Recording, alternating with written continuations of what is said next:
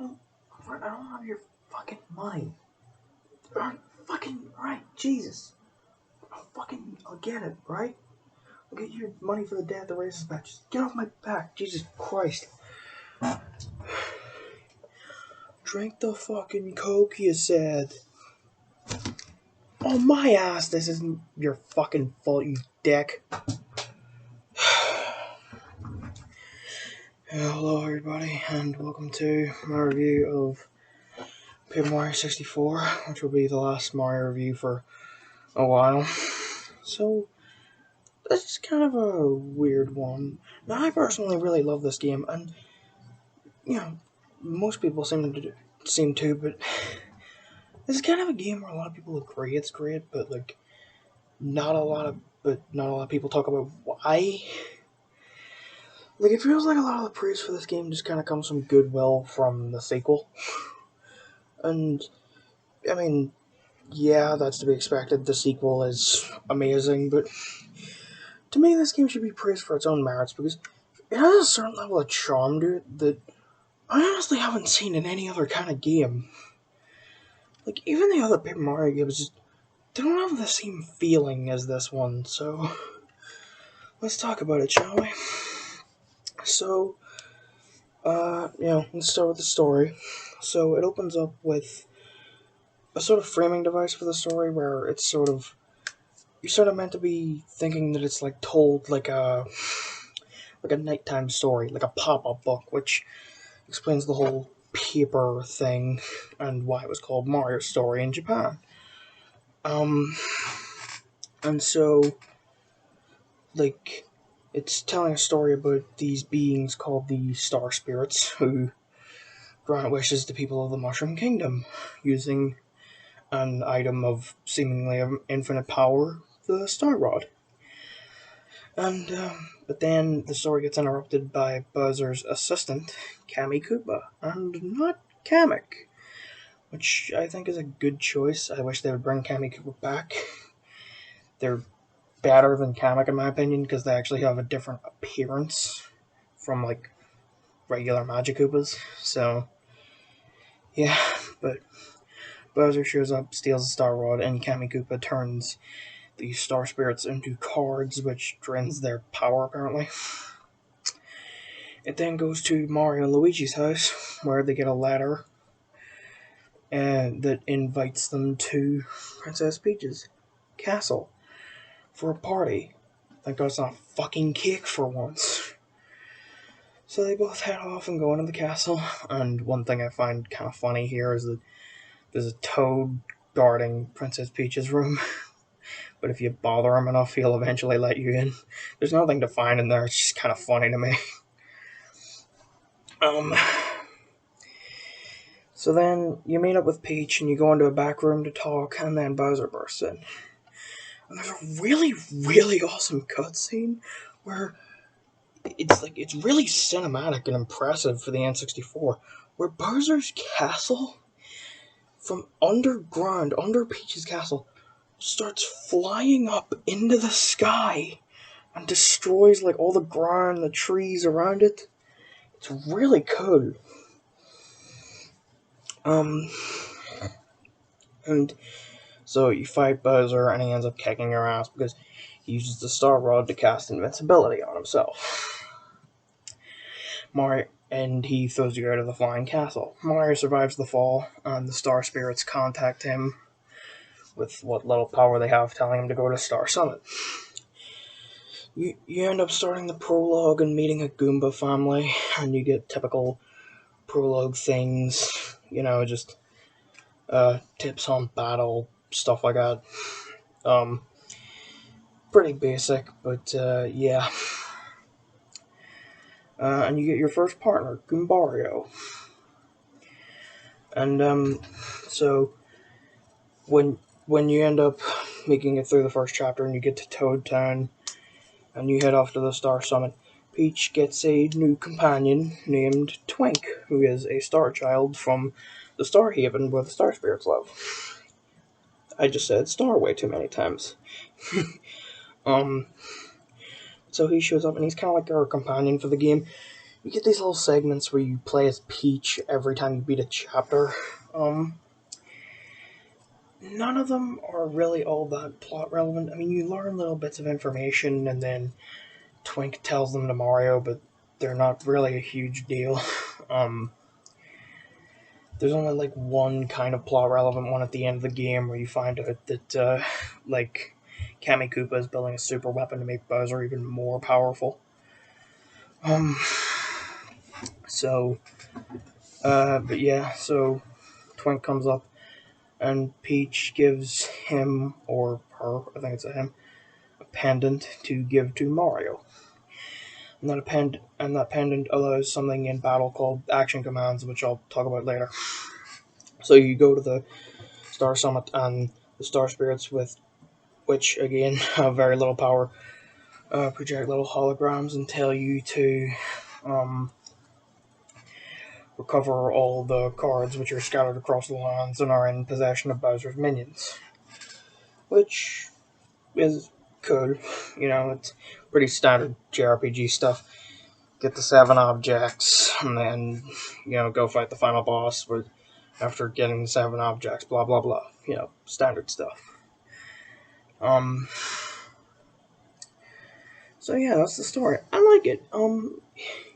It is your kind of standard, like Bowser kidnaps Peach, Mario has a saver kind of thing, but it adds just enough detail to make it more interesting than your standard Mario game.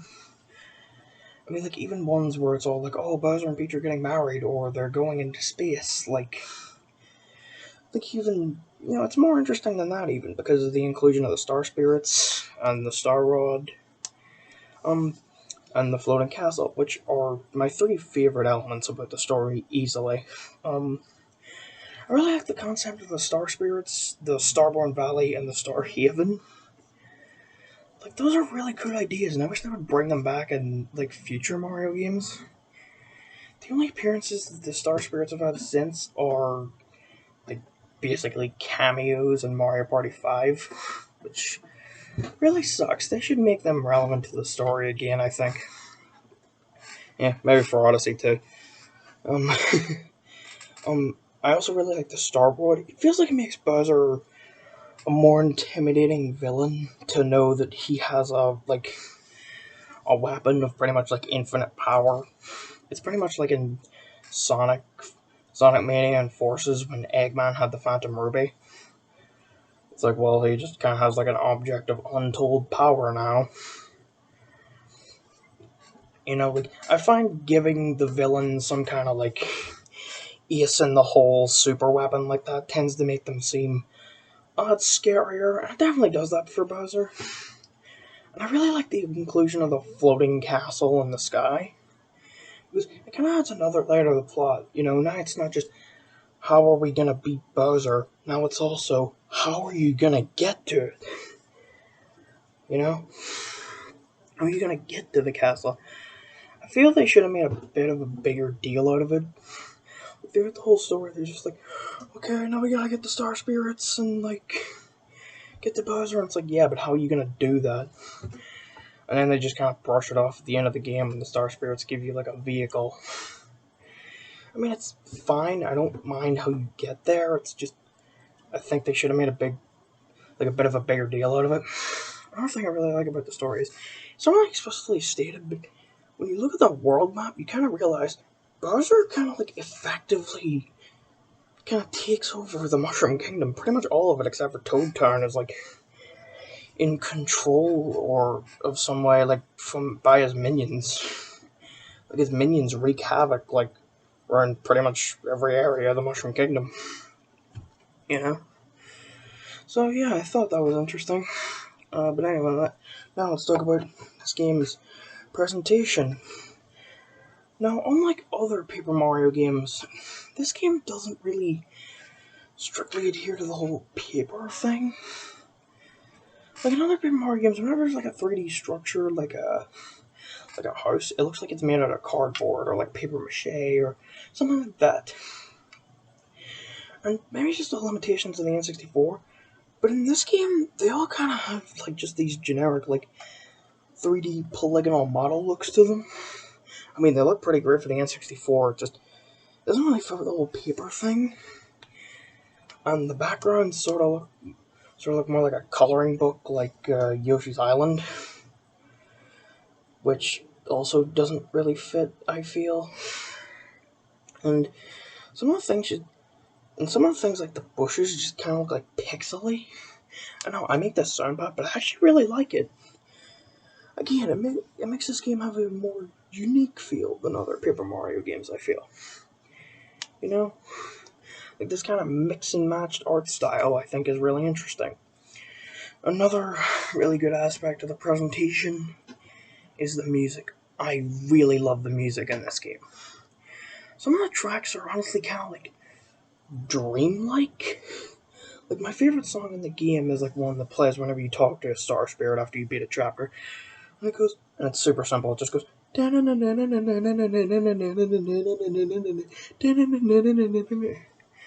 But I really love it. Like, it has this just like dreamy feeling to it.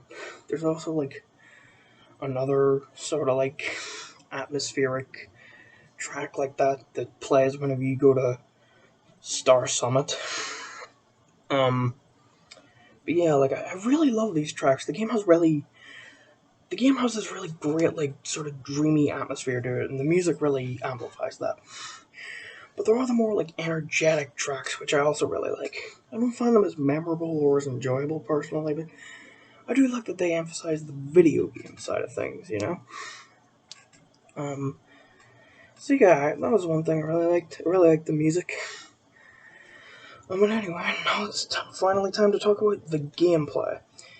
Now, unlike most Mario games, it's an RPG.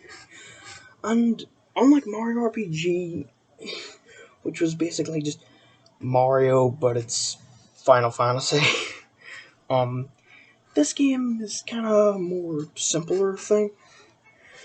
Like, you're not exactly gonna be dealing like 999 damage here. Like, by the end of the game, the max amount of damage you could do with like the basic like jump attack you get is like 6 damage max. I mean, all the enemies have fairly low health, so it's fine, but yeah, but I like that. I feel like it fits a Mario RPG to have more simple kind of things like that, rather than big, huge, attack numbers and health numbers and shit like that, like in the thousands.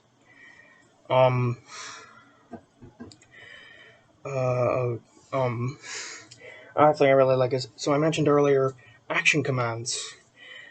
No, this is basically, let me put it like this. Whenever you do the basic jump, there is an option to, if you time it right, whenever you, jump on an enemy, if you press A, like, right before you do it, or basically right as it happens, Mario will then do a secondary jump after and do more damage. And when he uses a hammer, there's like a thing where you can pull the left stick back, and then whenever the sound effect plays and the red light lights up, you let it go for maximum damage with the hammer. And I really like it. It gives battle a more hands-on approach, It makes you feel more involved with the action, which is something I really like. It makes the game not just fall into the typical RPG trap of press A to win. But honestly, I think what I like most about this game is, again, I kind of mentioned it earlier, but this game has just like a sort of dream-like atmosphere. It's really hard to describe, but this game just has a sort of feel-good feeling for me, It just has its own kind of special charm and feel to it that I don't feel has ever really been replicated in any other Mario game. And I'm not saying other Mario games don't have feel-good, kind of feelings for me. It's just, I don't know, there's something special about this game.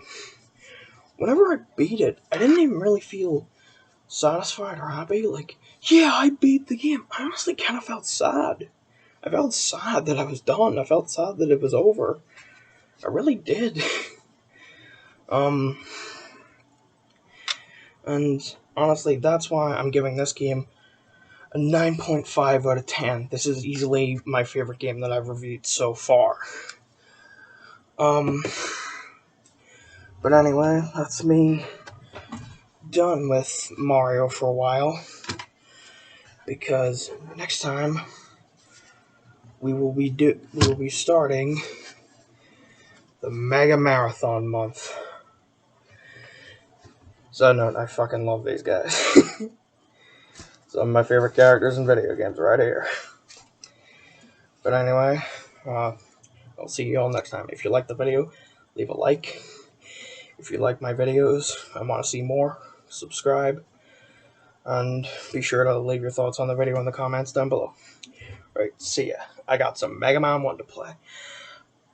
And I am also fighting the Yellow Devil for the 80th time.